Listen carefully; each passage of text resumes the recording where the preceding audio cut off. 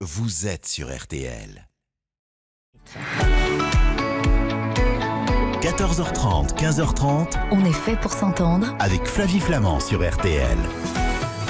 Bonjour à toutes, bonjour à tous. Déjà vendredi, merci de faire passer le temps si vite en votre compagnie. Merci pour votre fidélité qui nous est précieuse. Hier, nous interrogions notre humour, une émission donc de rire, mais également de réflexion profonde avec les humoristes Marine Baousson, Sandrine Saroche et Pablo Mira, à écouter sans modération dès maintenant sur l'application RTL. D'ailleurs, profitez de votre week-end pour retrouver tous les replays des émissions que vous avez ratées. 3210 et les réseaux sociaux, cette émission est la vôtre. En un vent guingamp, en place au sujet du jour. Je t'aime un peu, beaucoup, passionnément, à la folie, plus du tout. Mais alors vraiment, mais vraiment plus du tout. Il n'y a pas de haine aussi terrible que celle dont l'origine est de l'amour gâté, selon Alphonse Karr. Alors peut-on détester quelqu'un que l'on a aimé ? Comment expliquer que l'on ait pu avoir des sentiments pour une personne qui nous fait horreur aujourd'hui ? L'amour et la haine sont-ils si proches ? Qu'est-ce qui explique la bascule ? On en parle avec vous, vos témoignages. Sophie, dans un instant sur cette antenne, mais également dans ce studio, Cécilia Como. Bonjour Cécilia Como. Bonjour Flavie. Merci d'avoir accepté mon invitation. Vous êtes psychanalyste, sexologue et thérapeute de couple. En ligne, vous le connaissez, Alain Héril. Bonjour Alain Héril. Bonjour Flavie. Merci d'être avec nous. Vous êtes psychanalyste également et sexothérapeute. Est-ce que véritablement cette frontière entre l'amour et la haine est très très mince, Cécilia Como ? Je pense même qu'il n'y a pas de frontière. Il y a une oscillation entre les deux, un peu permanente, mais on en discutera après. C'est pas tant pour détester l'autre que pour détester ce qu'il fait ou ne fait pas. Et puis peut-être qu'on fera aussi la différence entre haïr et détester, ce qui n'est pas la même chose, mais je pense qu'il y a une ambivalence et je suis quasiment persuadée que tous les gens qui ont aimé quelqu'un l'ont aussi à un moment donné détesté. Alors, est-ce que c'est principalement réservé au moment des séparations, Alain Héril, donc au moment des déchirures ? Non, pas forcément, parce que je suis tout à fait d'accord avec ce qui vient d'être dit, parce que en fait, la personne que nous aimons le plus, c'est la personne qui peut nous faire le plus de mal. Et donc, c'est la personne que nous pouvons haïr le plus. Et bien entendu, la haine est un autre versant de l'amour. Et parfois, haïr l'autre, c'est le meilleur moyen pour lutter contre une certaine indifférence. Donc il y a beaucoup d'énergie dans la haine. Et tout comme il y a beaucoup d'énergie dans l'amour, et c'est ça qu'il faut regarder pour vraiment trouver les bonnes nuances. Les messages que l'on reçoit sont souvent liés à des séparations. Oui. On va y revenir, mais je voudrais juste qu'on fasse cette nuance que vous nous proposiez, Cécilia Como, dès le début de l'émission, entre la détestation et la haine. Détester et haïr, c'est quoi la différence ? Déjà, si on regarde l'étymologie de détester, c'est détestor, ce qui voulait dire maudire en fait. Et je trouve que la détestation se ressemble beaucoup plus à quelque chose qu'on maudit chez l'autre. Il n'a pas ce qu'il a fait ou ce qu'il n'a pas fait. La différence de chérir, en fait. Voilà. Et puis, on peut aussi se dire que la haine, elle vise... la haine, c'est froid. La haine, d'ailleurs, dans notre cerveau, quand on aime, on a le jugement, la rationalité qui s'éteignent. Quand on hait, pas totalement. Parce que pour pouvoir haïr, il faut pouvoir garder du raisonnement pour pouvoir détruire l'autre. Dans la haine, on veut l'anéantissement de l'autre, on veut qu'il disparaisse, on veut le détruire. Donc parfois la détestation est l'antichambre de la haine, quoi. Ça peut, parce que la détestation est beaucoup plus fouillie, rationnelle, bouillonnante. Et dans la détestation, on ne cherche pas à détruire l'autre, on cherche à mettre une distance avec l'autre. C'est pour ça que sûrement ça vient souvent dans les séparations. Alors, on accueille Sophie. Bonjour Sophie, soyez la bienvenue. Bonjour Flavie, bonjour à vos invités. Bonjour Sophie. Vous habitez Noirmoutier, Sophie, et c'est quelque chose que vous ne comprenez pas ? Eh bien oui, parce que comme l'a dit votre invité, là, la haine, il y a la destruction. Et donc comment on peut avoir aimé quelqu'un et le haïr après ? C'est comment... pour moi, il y a de la peur qui se cache derrière. Est-ce que ça ne veut pas dire qu'on n'a pas fait le deuil de cet amour ? D'accord.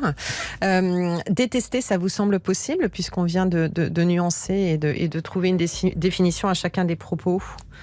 Alors effectivement, c'est nuancé. Moi, par contre, moi j'ai eu une séparation difficile et c'est pas pour autant que je déteste mon ex-mari. Est-ce que vous l'avez détesté à un moment, justement? Est-ce que ça a été une étape de votre séparation? Non. Et pourtant, ça a été douloureux. Ça a été douloureux, ça a été violent? Oui, ça a été violent dans les... oui, je vous parle. Oui, c'est ça. Ça a été un divorce conflictuel, quoi. Ça a été un divorce long, pénible, douloureux, conflictuel. Donc vous n'avez pas divorcé comme vous vous êtes marié. Hein. Ça n'a pas été parce que on peut se marier dans la paix et divorcer dans la paix. Hein. Ça c'est le scénario absolument idéal, mais ça c'est pas ce que vous avez connu. C'est pas ce que j'ai connu. C'est pas pour autant parce que c'est moi qui suis partie. Je suis partie non pas pour quelqu'un d'autre, mais pour moi-même. Ouais. Et ce n'est pas pour autant que je déteste mon ex-mari. Est-ce que votre ex-mari vous a détesté? Je le pense. Voilà, d'accord. Même je pense que je pense qu'il m'a haï et peut-être qu'il me hait encore. D'accord, ok, parce qu'effectivement, ça n'est pas la même chose que de partir et d'être quitté, même si il est parfois très très douloureux, bien évidemment, de quitter l'autre. On va se retrouver dans un instant, Sophie, si vous le voulez bien.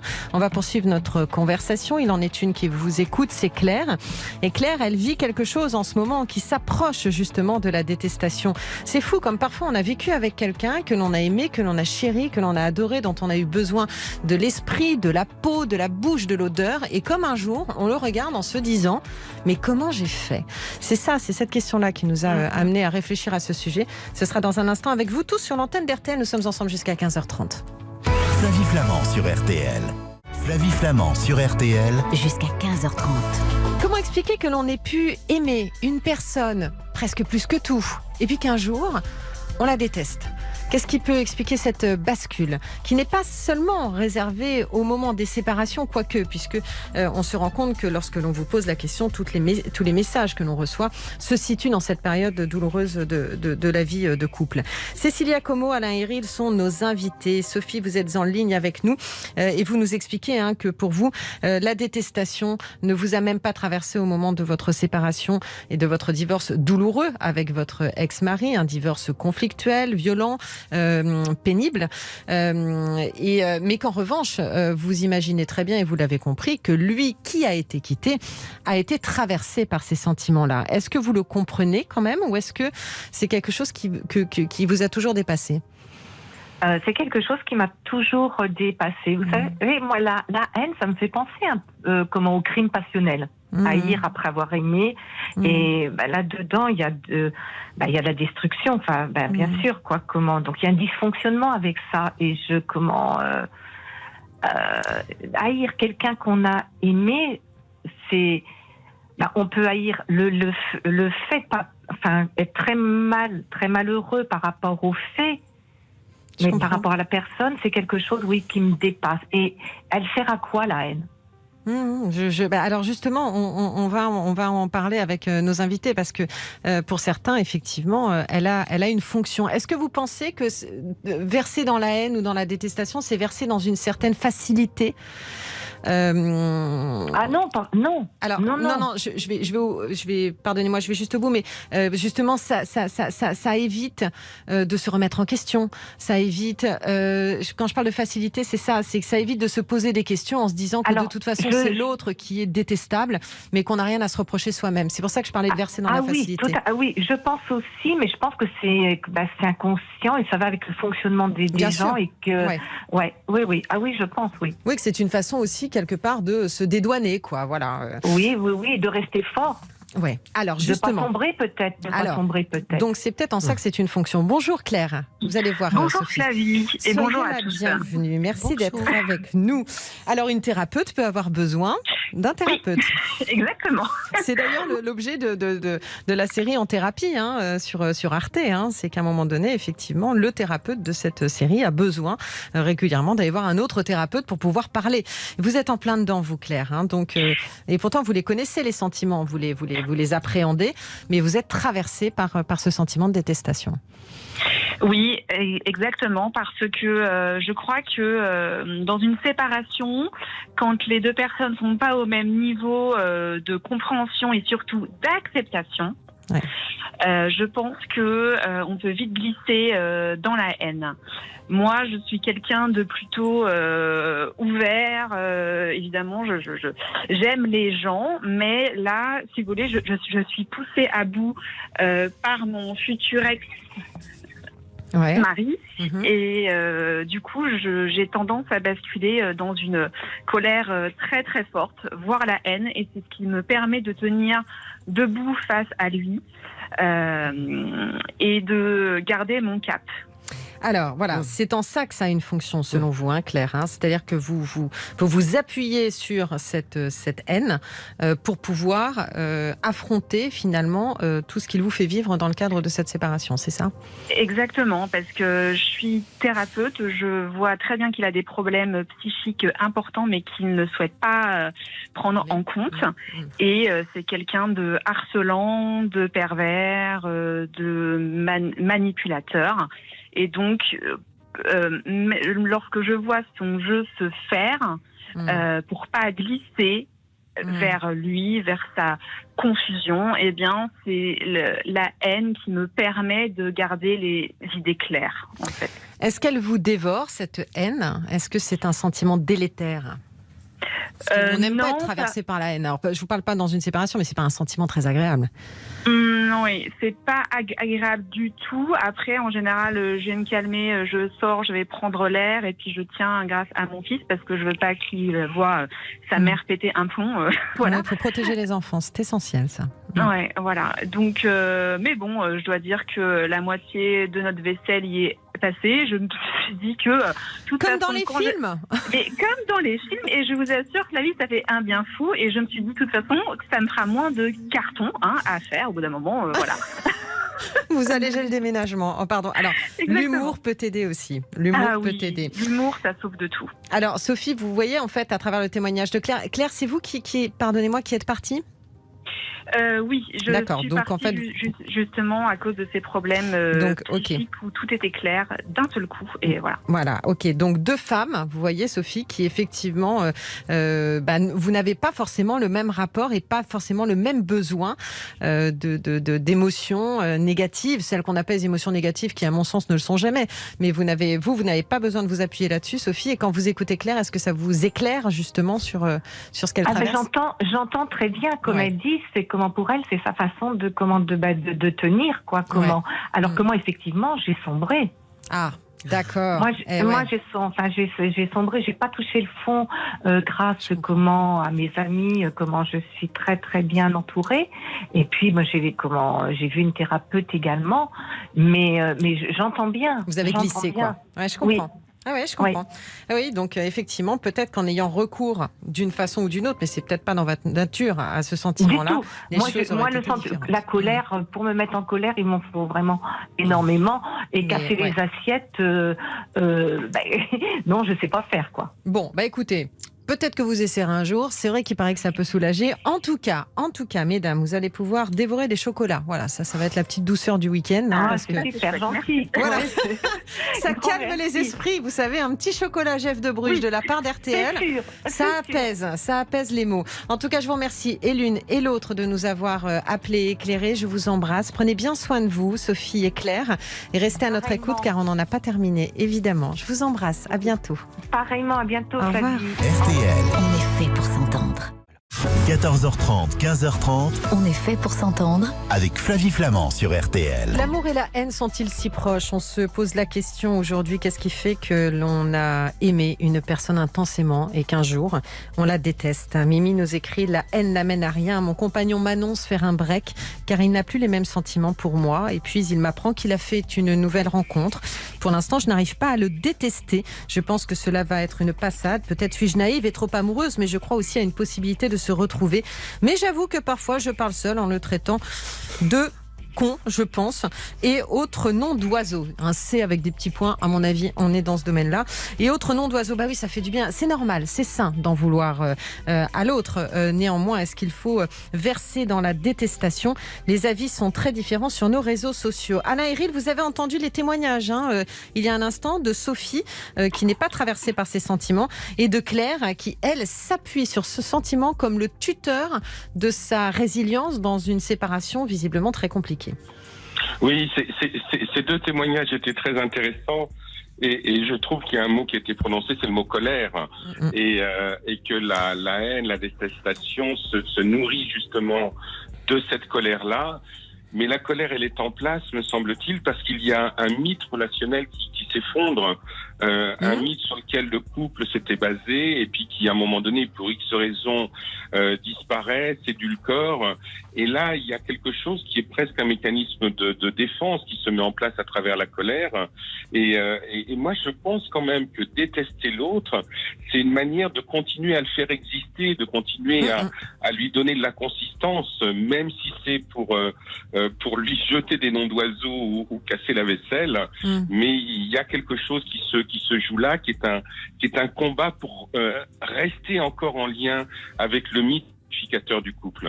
Et vous parlez d'un mythe, Sylvie nous écrit « Oh que oui, je déteste le père de mes enfants parce que j'avais tellement fondé ma vie sur lui, j'ai tellement cru à cet amour. » Alors, c'est ça aussi que ça interroge Cécilia Como, parce que, alors, on va y revenir, c'est sûrement une étape nécessaire, mais néanmoins, la gratitude même d'un amour qui s'éteint, est-ce que c'est pas une plus jolie façon de gérer les choses ? Mais oui, ça ça peut arriver. Enfin, moi, je sais c'est pas. Poétiquement une très jolie.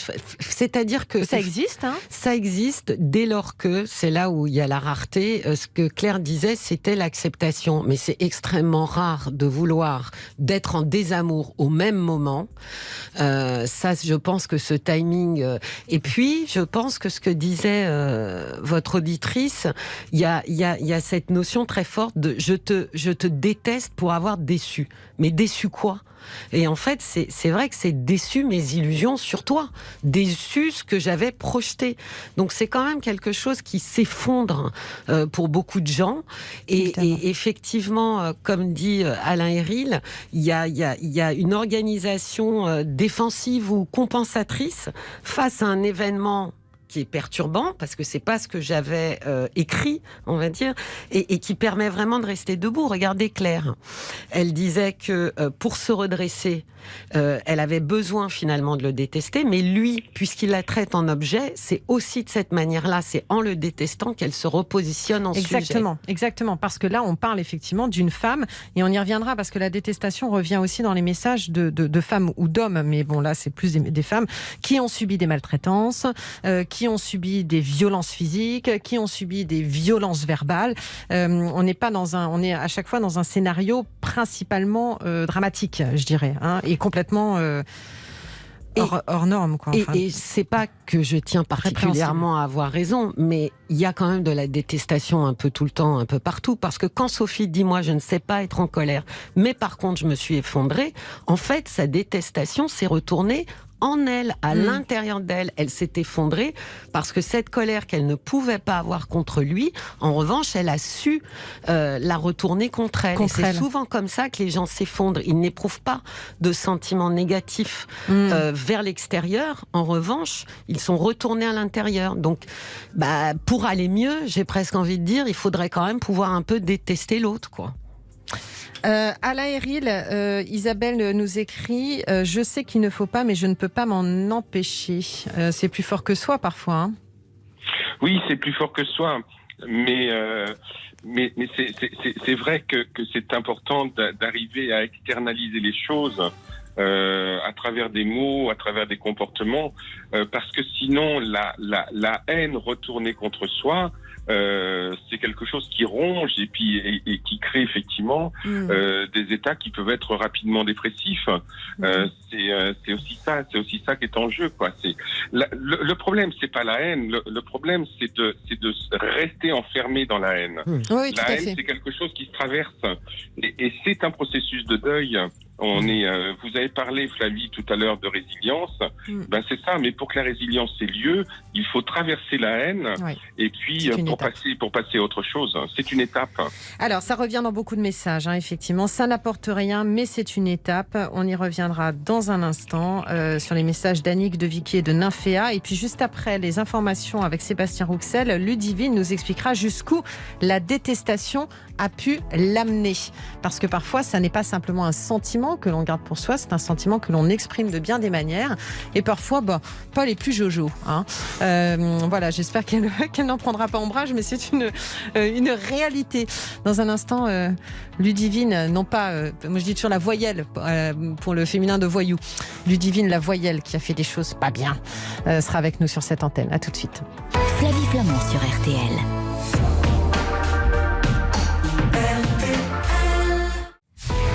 Flavie Flamand sur RTL jusqu'à 15h30. La détestation, j'ai moi-même beaucoup de haine envers mon ex-mari après l'avoir énormément aimé, nous écrit Fatima. Mais j'ai refait ma vie et aujourd'hui je suis de nouveau très heureuse. Et Apolline de nous écrire, bien sûr que c'est humain. Moi, je déteste la plupart de mes ex. Voilà. Donc pour certains, effectivement, c'est une sorte de systématisme. Pour d'autres, pas du tout. On s'intéresse aujourd'hui à cette bascule qu'il y a parfois entre l'amour, justement, et la détestation. Qu'est-ce qui fait que ça bascule ? Alors, Apolline pourrait peut-être développer davantage. On attend ses messages sur les réseaux sociaux pour qu'elle nous explique qu'elle déteste la plupart de ses ex. Bon, une étape nécessaire dans la guérison. Bien sûr que l'on peut haïr un être aimé d'un amour fou. Quand il y aura une trahison, nous écrit Annick, l'amour est très proche de la haine, mais en réalité, on ne lui ferait pas de mal. C'est, je pense, une étape dans la guérison. On va demander, sous l'oreille évidemment avertie de Cécilia Como et Anna Eril, de nous raconter ce qu'elle a vécu. Bonjour Ludivine. Bonjour. J'ai dit que vous étiez une voyelle. Vous m'en voulez pas? Oui. Non, ça va. Mais est-ce que vous aviez... Alors voyelle, pour ceux qui arriveraient comme ça, pour moi c'est le contraire de voyou. Je trouve ça rigolo. Je trouve que c'est plus mignon. Mais qu'est-ce qui vous a pris, dites donc? Je sais pas, un coup d'énervement ce jour-là. Mais oui, parce que quand on entend votre voix, on n'imagine pas que vous soyez capable de faire des choses pareilles. Non, en général, je suis quelqu'un de très calme, de très gentil, de très patiente. Qu'est-ce que vous avez fait? Il m'a à nouveau énervée. Du coup, ce jour-là, j'ai dit, écoute, mon petit père, tu vas en prendre, je vais faire le maximum. Et quand vous dites qu'il vous a énervé, est-ce qu'il est allé vraiment très loin, trop loin? C'était dans le cadre d'une séparation ou c'était autre chose? Oui, c'était dans le cadre d'une séparation et il était vraiment trop loin. D'accord, ok. Il n'a pas été loin avec vous physiquement? Non. D'accord. Enfin, voilà, il vous a... Dans les mots. C'était le truc de trop. Qu'est-ce que vous avez fait du coup? Parce que mon petit père, tu vas le payer, et donc? J'ai attendu qu'il rentre chez lui et qu'il fasse nuit. Et j'ai pris un couteau chez moi et j'ai été crever ses pneus. Et j'ai fait encore mieux, j'ai fait des grosses rayures sur sa voiture. Vous avez signé? Non, j'ai fait un damier. Non mais c'est comme dans les films, entre les assiettes qui volent dans les cuisines et Ludivine qui attend la nuit pour aller rayer la voiture de son ex. Là, dis donc, il faut. Là, c'est du passage à l'acte, hein, Ludivine. Je le sais bien. J'étais contente de moi sur le coup, mais pas très fière maintenant. Ah vous m'étonnez. Attendez, et il le sait maintenant? Non, il sait pas que c'est moi. Bon, peut-être qu'il écoute RTL en même temps, on sait jamais. J'espère que non. Ça fait combien de temps? Ça fait 3-4 mois. Ah ouais, donc c'est super récent en plus. D'accord. Oui. Et vous, d'accord, donc pour vous en fait, c'était une façon de vous soulager que de faire cette chose quand même, on va le rappeler, répréhensible. On conseille à personne de faire ça, on est d'accord? Non. Ok. Et est-ce que ça a soulagé votre détestation et votre haine? Sur le coup, oui. D'accord, mais le lendemain, c'était reparti, quoi? Oui, parce qu'on se voyait encore. Ah! Et donc, vous l'avez croisé, il vous a dit, il y a un sale type ou une sale nana qui a crevé les pneus de ma voiture cette nuit? Il vous en a parlé? Et qu'est-ce que vous avez dit? Rien. Je lui ai dit, c'est quand même dommage, quelle idée de faire ça. Ouais, vous m'étonnez. Et il ne vous a pas soupçonné? Je pense pas. Il avait mis un mot sur sa voiture après, parce qu'elle restait garée longtemps à des endroits et en espérant que la personne vienne se dénoncer. Bon, ce que vous n'avez évidemment pas fait. Non. D'accord, ok. Bon, c'était la première fois que vous étiez dans cet état de détestation? Oui, parce que j'ai déjà eu d'autres séparations avant et ça s'est jamais passé comme ça. Alors pourquoi celle-ci et pas les autres? Qu'est-ce qu'elle a de différent? Je pense qu'on a eu énormément de sentiments tous les deux. Ça a été l'amour passionnel et du coup, on a eu du mal à vivre une vie de couple. L'amour passionnel, cette fameuse passion qui nous emporte et dont on apprend peut-être aussi avec le temps, je dirais les années, les expériences, à se méfier. Parce que l'amour passionnel, effectivement, nous entraîne parfois dans des gestes passionnels et parfois dans des crimes passionnels. Bon, vous, c'était la voiture qui a pris, mais c'est vrai qu'on le sait, parfois ça peut aller très loin. Vous voulez bien rester avec nous, Ludivine ? Oui. On se retrouve dans un instant. Merci en tout cas pour votre franchise. À tout de suite sur RTL. Flavie Flamand sur RTL. Flavie Flamand sur RTL. Jusqu'à 15h30. Elle est passée aux aveux, Ludivine, sur cette antenne. Ludivine, vous êtes super sympa. On n'imagine pas que vous puissiez attendre la nuit pour aller crever les pneus de la voiture de votre ex et rayer sa bagnole. Non mais sérieux, Ludivine. Alors, vous êtes super sympa parce qu'on sent que vous êtes toute mignonne, parce que vous avez des remords, mais moi je trouve que vous êtes d'une honnêteté assez, non c'est vrai, assez touchante. Alors, ça peut aller loin. Vous nous avez expliqué que cet homme avec lequel vous avez vécu, c'était de la passion. Donc, est-ce que Alain et Ril, on peut se séparer comme on s'est aimé, parce qu'on sait que la passion peut nous emmener très très haut et nous faire descendre très très bas. Oui, bien sûr. Vous citiez même tout à l'heure, Flavie, la notion de crime passionnel. Oui. La passion, c'est un feu qui dévore aussi bien dans les hauteurs de l'amour que dans les bas-fonds de la détestation. Et je pense que ça entraîne à des gestes qui sont des gestes extrêmement violents. Et évidemment qu'il vaut mieux que Ludivine elle ait crevé les pneus plutôt que de donner des coups de couteau à son partenaire. Mais symboliquement, c'est son partenaire qu'elle a attaqué à travers la voiture. Donc cette passion-là, elle est dévoratrice, elle est destructrice, et effectivement, elle entraîne des sensations de haine absolument terribles. C'est pour ça qu'avec le temps, on apprend à s'en méfier, Cécilia Como. Cécilia Como, vous n'avez pas d'enfants en commun, Ludivine ? Non. Est-ce que les choses auraient été différentes, selon vous, si vous aviez eu des enfants ? Oui, parce qu'aujourd'hui, je serai obligée de le voir encore pour D'accord. Ouais, donc, la passation. Okay. Ouais, donc ça c'est quand même d'accord, c'est comme ça parce que je vous dis ça parce que les enfants qui sont au milieu de ce genre de séparation, Cécilia Como, peuvent être alors soit mêlés à ce genre de drame, ce qui est la pire des choses, je dirais pour eux, mais aussi en être protégés et voire être le moteur d'une séparation facile et sans haine. Enfin, je vous le dis par expérience. Oui. Mais tout à fait, parce que ne pas oublier pourquoi on s'est aimé, ne pas oublier qu'on a eu un enfant et tout faire justement pour rester dans une grande intelligence, mais c'est possible. Tout à fait. Quand Alain Héril souligne que Ludivine, en détruisant la voiture de son ex, détruit symboliquement son ex, c'est quelque chose qui est beaucoup plus complexe à faire si l'ex est le père de vos enfants.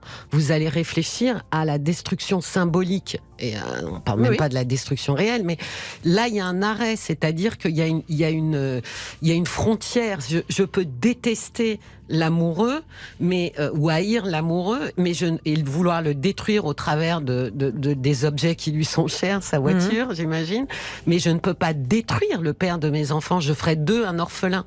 Donc symboliquement, je suis obligée de me freiner. C'est pour ça que je pense qu'il est plus aisé d'avoir des mots de détestation à ce moment-là, plutôt que des actes qui tendraient symboliquement vraiment à la destruction de l'autre. Alain Héril, est-ce que les enfants peuvent être un moyen justement de ne pas verser, selon vous, dans ce genre de sentiments ? Oui, parce que les enfants amènent quand même à certains moments de la raison dans la relation, et puis l'engagement dans la parentalité avec l'autre peut être différent de l'engagement dans l'amour ou dans le couple. Donc à un moment donné, ça dissocie quand même les choses, et on peut être amené à se dire oui, je déteste, je hais mon compagnon, mais je continue à rester dans un lien à peu près sensible et équilibré avec le père de mes enfants ou la mère de mes enfants. Dans le meilleur des cas, on est d'accord. Oui, bien sûr. Mais les enfants jouent un rôle, et ça peut quand même être un rôle qui ramène un petit peu de raison au cœur de ces tourmentes. Oui, et puis effectivement, protéger les enfants qui est quelque chose évidemment d'essentiel dans ces moments-là. Ludivine, je vous remercie. Ça s'est apaisé là ou pas, Ludivine ? Un peu. Vous voulez des chocolats ? Je veux bien. Ça va vous aider ou pas? Je pense que oui, je suis gourmande aussi. C'est 1,5 kg de chocolat. Donc Très vous ne bien. les partagerez pas avec votre ex, vous les mangerez toute seule. D'accord? Et toute seule, oui. Voilà, toute seule dans votre coin. Des chocolats d'un C'est mec ça. super, il s'appelle Jeff de Bruges. Je ne peux pas vous le présenter, mais il est chocolatier. Vous êtes super sympa, Ludivine. Je vous Merci remercie bien. beaucoup. Merci à vous. Et je vous embrasse alors. À la prochaine. Oui, moi aussi. Salut à bientôt. Ludivine. Sylvie nous écrit, je me retrouve tout à fait dans ce qu'a dit votre interlocuteur, donc je pense que c'est vous Alain Héril. Quand j'ai découvert l'infidélité de mon mari, après plus de 30 ans de mariage, j'ai été traversée par différentes émotions. Le chagrin, la colère, la haine féroce, puis l'indifférence totale. Et ensuite, nous avons pu reprendre le dialogue et ça continue toujours. Vos émissions sont passionnantes. Merci Sylvie, justement pour votre message. Alain Héril, ne pas culpabiliser du sentiment que l'on porte à l'autre, qui est un sentiment de détestation, ne pas accabler peut-être l'autre non plus? Oui, bien sûr, ne pas accabler l'autre, mais parce que c'est ce qu'on disait tout à l'heure, tout ça est une dynamique, et dans un monde idéal, au-delà de la détestation, on devrait ensuite revenir au dialogue et à prendre un petit peu de distance sur tout le scénario qu'on a vécu l'un avec l'autre. Bien sûr, c'est-à-dire que on sort beaucoup plus riche, bien sûr, quand on arrive à parler ensemble. Oui. De comment la relation s'est mise en place et de comment la relation s'est défaite également. Mais bon, ça c'est un vœu pieux, ça n'arrive pas toujours comme ça. Mais en tout cas, c'est vers ça qu'il faut tendre. Est-ce que ça peut être pathologique, Cécilia Como? Est-ce que la haine peut être pathologique et durer parfois des années, voire des décennies? Bien sûr, la haine peut être une prison. Dans lequel s'enferme celui qui la ressent, oui, principalement. Bien sûr, et en général même il peut du coup y enfermer celui d'en face puisqu'il n'aura de cesse de le poursuivre, mais plus spécifiquement je pense sur les individus qui regardent l'autre comme un objet et non pas comme un sujet. Et il y a aussi, et à partir de là on peut détruire un objet, on veut détruire un objet, et puis il y a aussi cette haine de la perte de l'emprise de l'objet. Oui, complètement. Et c'est là où l'anéantissement arrive, c'est que si tu n'es pas à moi, tu es à personne, tu n'existes plus, tu n'existais que grâce à moi. Donc c'est à ce moment-là, on est dans une structure psychique qui est complètement pathologique, mais dès lors qu'on considère l'autre comme un objet, on est déjà dans une vraie problématique. Oui. Dans un instant, je vais vous présenter Ingrid. Et Ingrid, elle est même allée parfois au mariage de ses ex. Et ouais, ça peut arriver ça. À tout de suite. RTL. Flavie Flamand. Flavie Flamand sur RTL. Jusqu'à 15h30. Ingrid est avec nous. Bonjour Ingrid. Bonjour Flavie. Oh, j'avais envie qu'on conclue avec vous parce que je l'ai vécu aussi et c'est génial, je trouve, d'aller à un mariage de son ex. Bah ouais, et même 2. Ah, vous avez fait 2 fois, c'est super. Et moi, j'ai adoré inviter aussi mes anciens amoureux à mes mariages. Pardon ? J'ai adoré aussi inviter mon ancien amoureux à mon mariage. Je trouve ça super. C'est génial. Ouais. C'est génial. Super bonne entente. Voilà, alors justement, selon vous, parce que ça vous dépasse qu'on puisse détester, vous, hein ? Oui. Parce que, du moment qu'il n'y a pas eu de violence, de quoi que ce soit, quand on se quitte, il faut se quitter en bons termes. Après, moi, j'ai pas d'enfant, donc tant mieux. J'ai un chat, mais c'était le mien. Donc, il n'y a pas de problème. Mais après, il faut rester amis. Et moi, je suis très copine, en fait, avec les garçons en général, en plus. Et du coup, on arrive... Enfin, moi, j'ai toujours réussi à mettre... c'est toujours moi qui suis partie, mais qui ai mis un terme... Mais est-ce que eux comprenaient ? Oui. D'accord. Ok. J'ai réussi à faire comprendre, en fait. Alors, ça passait par quoi ? Ça passe par le dialogue, ça passe par justement une question de...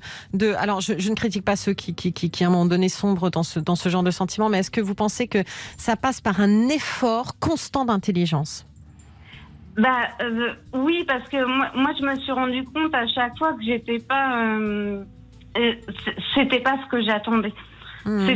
C'était pas ça du tout.